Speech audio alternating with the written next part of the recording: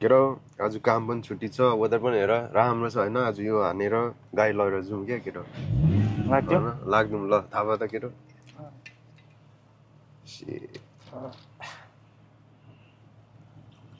लगेर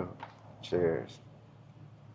यो इरीको सबभन्दा ठुलो डुल्ने ठाउँ भने चाहिँ यहाँदेखि अब माथि पनि जानु सक्नुहुन्छ त्यहाँ माथि दुर्पिन पनि छ हेर्नुको लागि खोला समुद्रहरू यहाँ चाहिँ सबै भ्यूहरू पनि देख्न सक्नुहुन्छ तपाईहरुले होटलदेखि लिएर सबै यो पार्किङ लटहरू यता चाहिँ हाम्रो मेन भनेपछि टावर छ के यो टावरमा चाहिँ समरमा माथि जाँदा नि हुन्छ हेर्नुको लागि आई थिंक विश्वव्यापी यहाँ चाहिँ लक देख्न सक्नुहुन्छ यो चाहिँ अब तपाईँ अब मायालुसीमा डुल्न आयो भने चाहिँ यस्तो लक लगाएर राख्न सक्नुहुन्छ अब तपाईँको हुने भने चाहिँ अब लक कहिले खोलिँदैन हुँदैन भने चाहिँ मान्छेहरू आएर लक खोलाइदिन्छ क्या अनि खोलामा फ्याँकिदिन्छ तपाईँहरूको चाहिँ हुँदैन क्या त्यस्तो हुन्छ यहाँ चाहिँ इरीको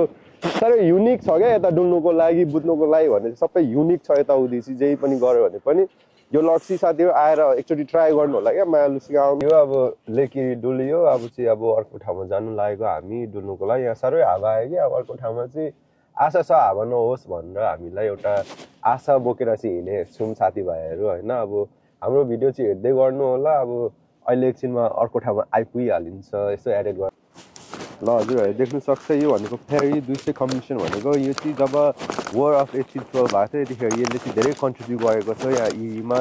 यो तपाईँले यो देख्नुहुन्छ यो त्यसकै एउटा यादमा चाहिँ बनाएको यिनीहरूले लगाएर हान्छु त तल टावरमा थियौँ यो टावरदेखि चाहिँ हामी यता अर्कोतिर आएको छौँ यो फेरि मोमेन्टम भन्ने ठाउँ होला मैले राम्ररी भन्न आउँदैन तर हामीसँग यहाँ आएको छौँ यो ठुलो टावर छ कन्ट्रिब्युट गरेको छ फेरि भन्ने मान्छेलाई होइन हामी चाहिँ यहाँ यसो डुल्नु आएको छौँ तर हावा धेरै चलिरहेको छ र अडियो पनि राम्रो छ छैन गाइसहरूलाई हाम्रो लेकको चाहिँ यस्तै छ भ्यू भने